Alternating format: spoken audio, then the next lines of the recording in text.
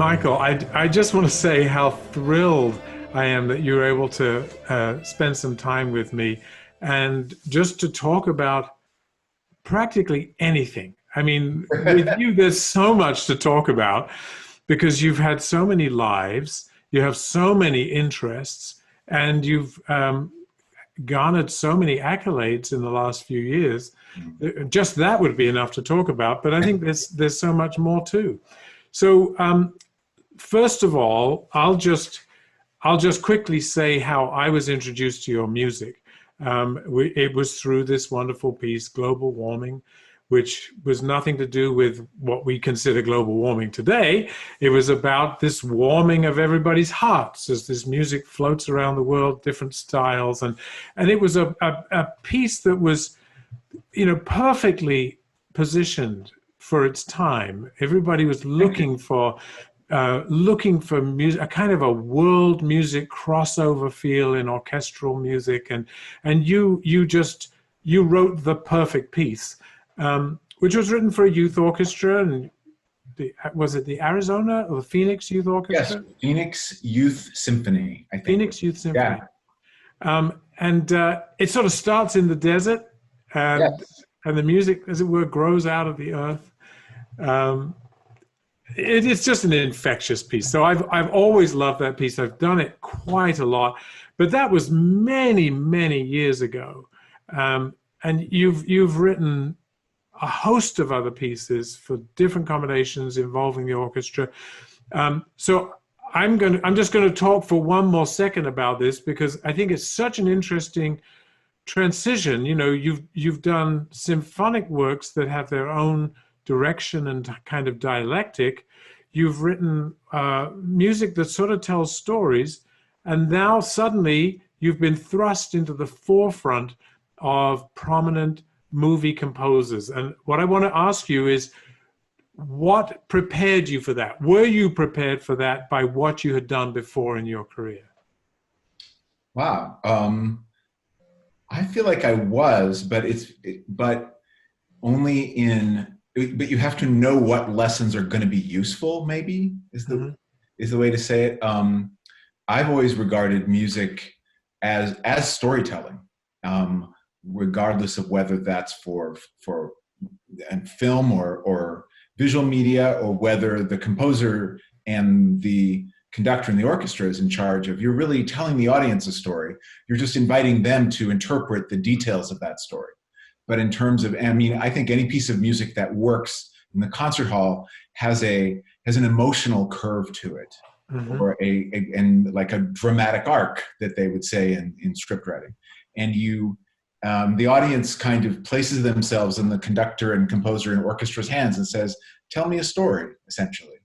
And if there's that sense of trust, the audience is willing to go on so many different kinds of emotional journeys with the players, and that to me is the essence of great concert music, really. So you can tell from that analogy that I wouldn't find telling stories for film or television to be unusual. It's just it would be like an extension.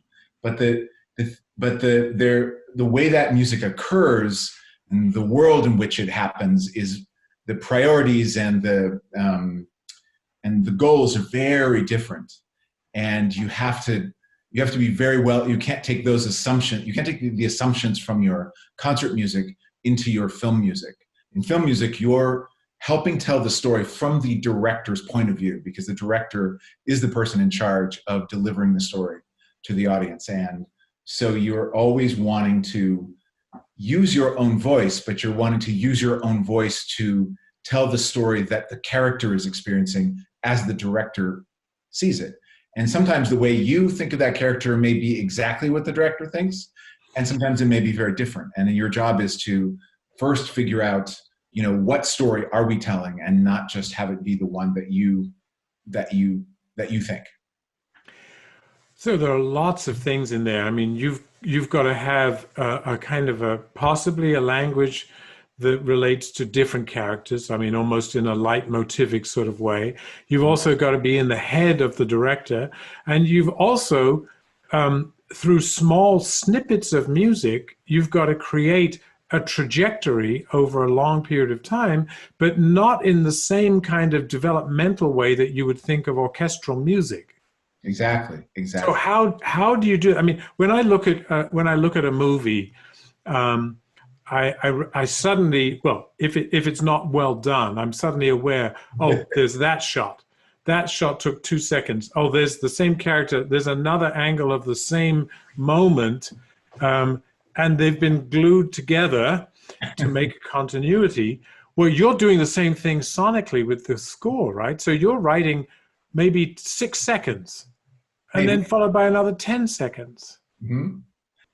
So when you uh, the music, in order to score any kind of media content, film, television, streaming, you have to be able to. You end up watching scenes very many times as they're being edited, and that's when the music is really added, because music takes place in time. So until the film is really shot and put together, you can come up with ideas of themes or how, sonic worlds, but you don't really know how it's going to play against the picture till there is picture to put it against. So you end up watching those actors' performances, a bunch of times, really in really detailed ways. And I'm always struck at just how amazing actors are at making you think that the emotion is absolutely real. It's an amazing craft. And so what I'm doing is I'm using my art I'm trying to have that emotion feel as fresh and natural as the actors are doing. And I'm just using my art to act musically in the scene. So sometimes 6 seconds is all you need to just put a piece of commentary into a scene that adds just that extra little element. And sometimes it plays on for 2 or 3 minutes or longer, and you just know that the music's not just like as a supporting character. They're important, but they're not on screen the whole time. And so maybe that's how the music is. It's a supporting character that is not is only there when it's needed or called for. Right. So tell me about this Get Out in Concert project that's coming around. That I think you're conducting it as well. Is that right? Yes. So something that's happened since my film career is there's now also there are a lot of films that are done live in concert now, where the recorded score is taken out of the film, and then we have a concert where the film is projected, and then the orchestra creates the score live. Yeah. And it's great fun, because it's has some elements of going to a concert, but some elements of going to the movies, and so you're allowed to, and because one of the reasons music's so effective in film is because music tends to go into our ears in a subconscious way, and therefore it allows a subconscious way to reach the emotions that we're not as aware of when we're watching something. But when the musicians are there, you really realize, wow, there are all these people who are working hard to create this experience. And this is just the sonic portion, and it really helps people appreciate film music as well as enjoy the skill of the musicians. And the first time we did this concert was at the Kennedy Center. So I got to conduct the National Symphony Orchestra at the Kennedy Center, which definitely was a highlight of my life. I would say it was a little like skydiving. It was just terrifying, but also unbelievable. So that was great. And so now we're doing it. We're scheduled to do the at LA Opera to be their Halloween show at the Ace Hotel on October 30th and 31st. So I'm thrilled. That is so great. I have experienced these movies with orchestra, both conducting, which is often terrifying because you've got to conform to a time track, but also as an audience member. And what I get from it, why it's so exhilarating for an audience member, is that you finally get to hear the score. The score is more in the foreground. You know, an orchestra can play in a studio as loud as they want and as powerfully and passionately as they want, but when it gets mixed down with the audio, it tends to have intensity but be very small in the background. So in a live performance, as you're describing, it's really dramatic, and you get the emotion just full force. Yes. So that's why I think these projects have been working so well. Well, I want to interview you for a second, because you mentioned just briefly how different it is to conduct a film score live to picture versus a symphonic work.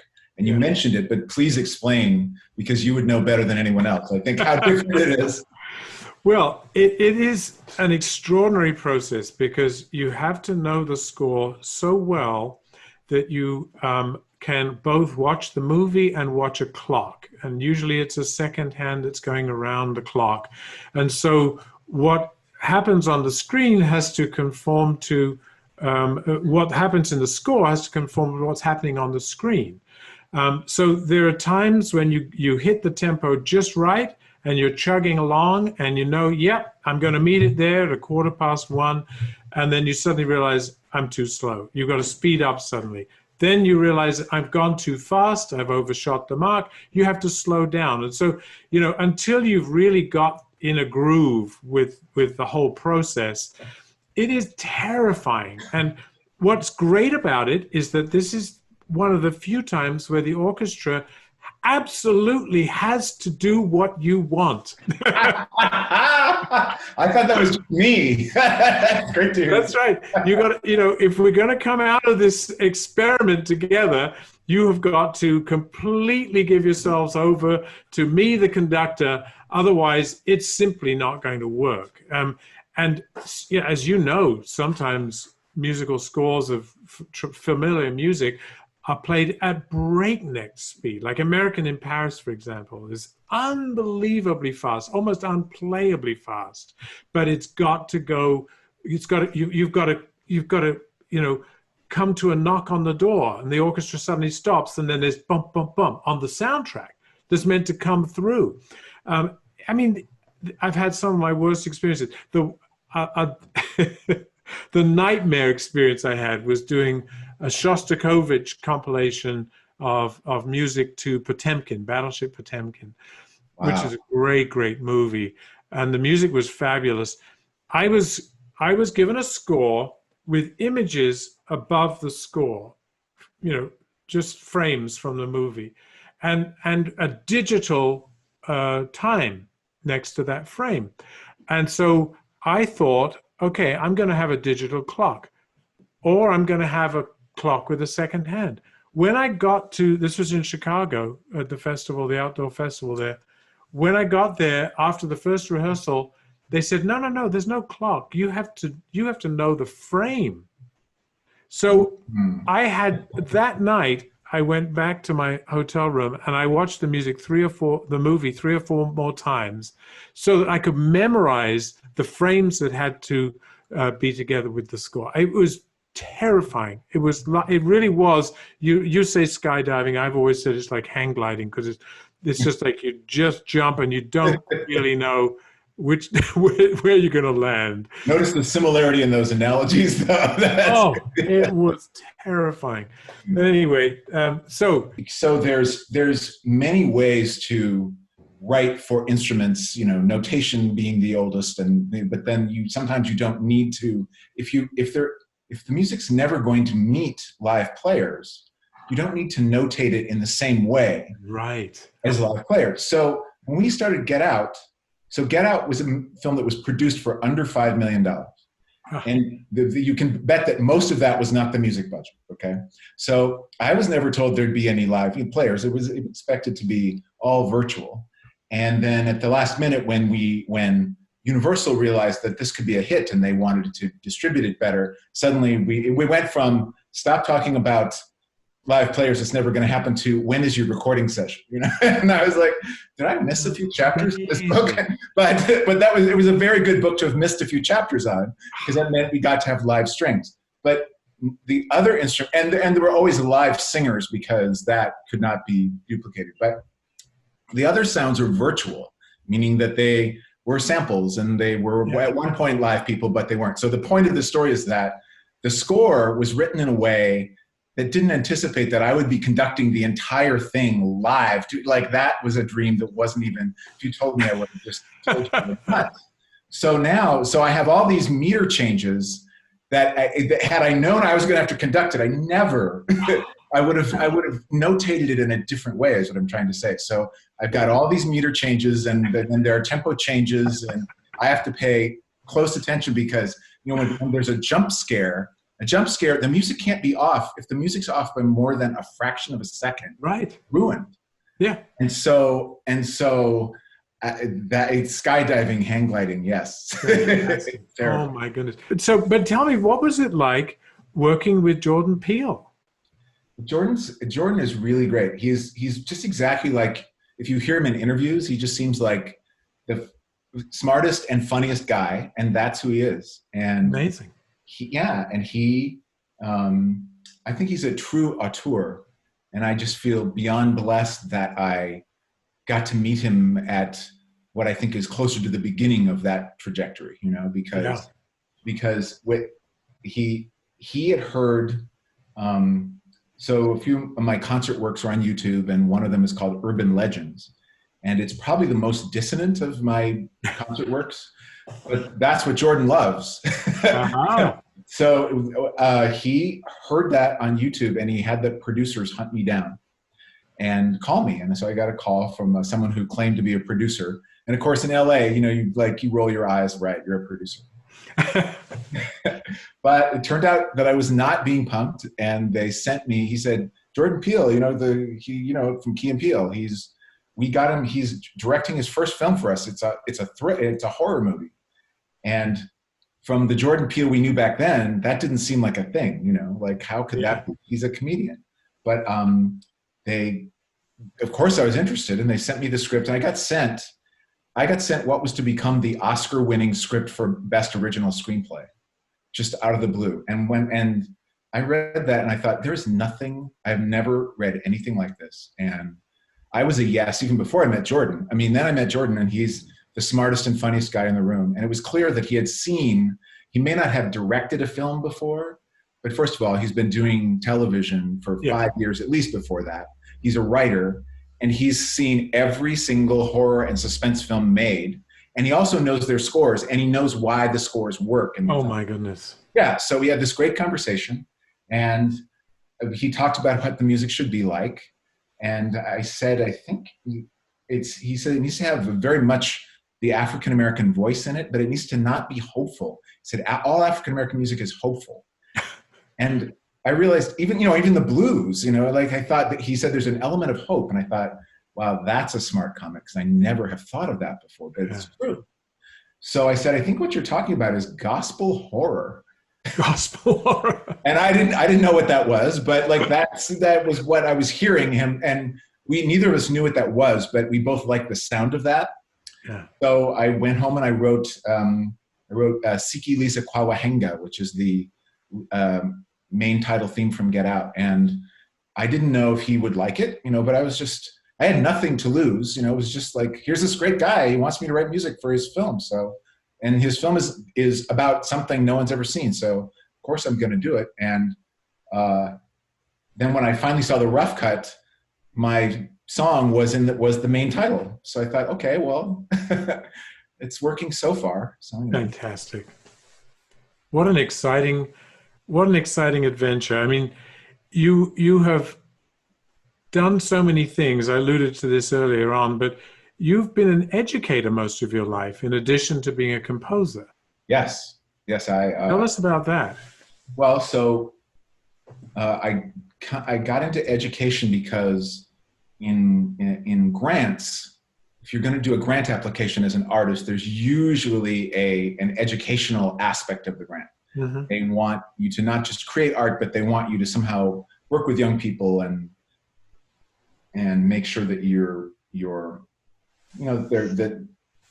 that's just part of how grant applications work. So I would do that, and if I got the grant, then I would be working doing the educational part of that, and then I discovered that was fun, and I don't have kids of my own, and I really loved working with young people. So before long, I ended up I was running the music department at a private K through 12 school, which I did in Santa Monica for 11 years. So, and that was great.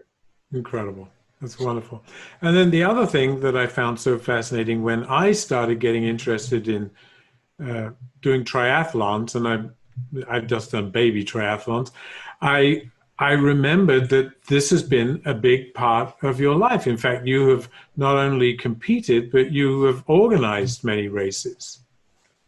Wow, I forgot. Yes, so You've forgotten that?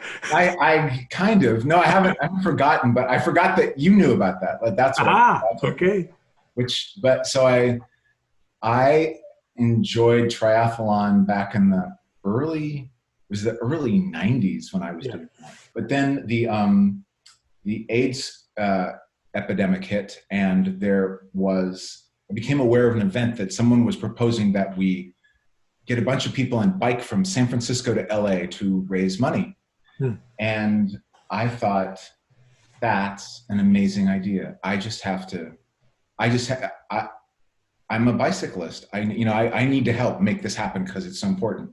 So before long, I ended up working, this is before teaching, full-time for a company that would produce these bicycle tours. And so I didn't organize any triathlons, but I organized these multi-day bicycle tours. And so the event I was working for, it had a name change and producer changes, but it survives. It's these days it's the AIDS life cycle.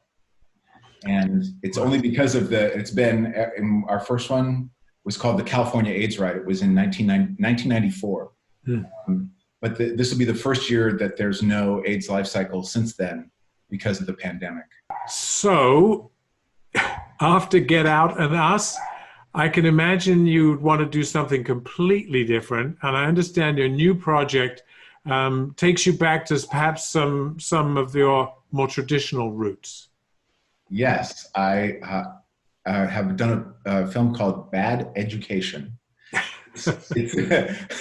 which hopefully did not have to do with my past as an educator, but it actually did have to do with someone's past. It's based on a true story about a school district in Roslyn, New York, which is in Long Island, and a scandal that happened there in about 2002 or 3. And it stars Hugh Jackman and Allison Janney, and they're brilliant. It's kind of a dark comedy, although it's a true story. It's kind of a grand tragedy that takes place on a very small stage, So kind of the humor in it is in seeing just the seriousness of both the seriousness and the kind of the tragedy of it in the world in which it takes place. But the score, Hugh Jackman plays Frank Tassone, the superintendent of schools in it's a public school, but it's a very competitive sort of school district where everybody's trying to get into an Ivy League school, and an A- is considered a personal failure as a grade. And so the Frank Tassone character is very, he always wears the nicest suits and every hair's in place. He's just one of those, he's that guy, right? And among his attributes being that guy is that he loves classical music. And so Corey Finley, the director, who's also a genius, he thought that it would be nice that the score kind of grew out of Frank's world, and because it also helped us understand this sort of hallowed halls of the Ivy League that this school was aspiring to be. So there's and Corey likes to use music. When the music plays, it's right out front. He has no hesitation about just having whole scenes be nothing but visuals and music telling the story. So and so there's a cue that's very Baroque, like very over the top, grandiose Baroque, and then there's a couple that are sort of classical, both a lighter and a more serious classical, and there's even a very kind of romantic, sort of Wagnerian one, even kind of that. But it's not a parody of classical music. My hope is that people think that it's actual pieces of classical music that are being used as score. But the difference in why you want to use a living composer instead of someone else is that it works to picture. It's still, even though it sounds like it could have been from the standard repertoire, it also matches the emotion that's going on screen. So and the actors' performances are so strong. It was so much fun to work on. So it's streaming now on HBO. And the soundtrack, they decided to release the soundtrack, which does not always happen. So that's kind of an honor. And thank you, HBO. And it's on Water Tower Records and on Spotify and your usual places. So. We're so sad that the premiere that was going to happen is not happening. We're all sitting at home. Don't have any concerts. At some point in the future, I really hope that this will work out, Michael. I do too, very much. I'm disappointed by that. I can't wait to collaborate with you as a composer and as a conductor, because you write so vibrantly for the orchestra. Your sense of, you've got kind of a kind of drumming sensibility. I know you've studied drumming and you probably acted still as a drummer, and you've got this singing background and you've got this symphonic storytelling quality.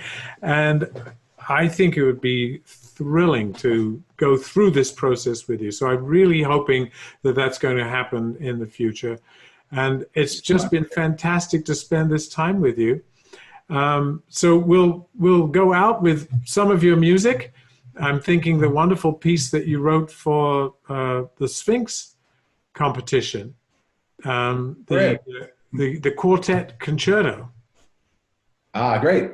There's Delights and Dances and there's Urban Legends. So I think it's Urban Legends. Okay, so that's the one that Jordan Peele heard. So people will hear what made him think that I should be writing for him. When I heard this, I was just blown away because, as you say, it's very dissonant, but it's also so difficult rhythmically. It's so sophisticated, and you don't let up. It's like asymmetrical minimalism rhythmically. I think that's right. It is. It's mind blowing. So I think it's going to be exciting for everyone to listen to, but I just want to thank you again for spending this time with us. David, my pleasure. Anytime. Thank you.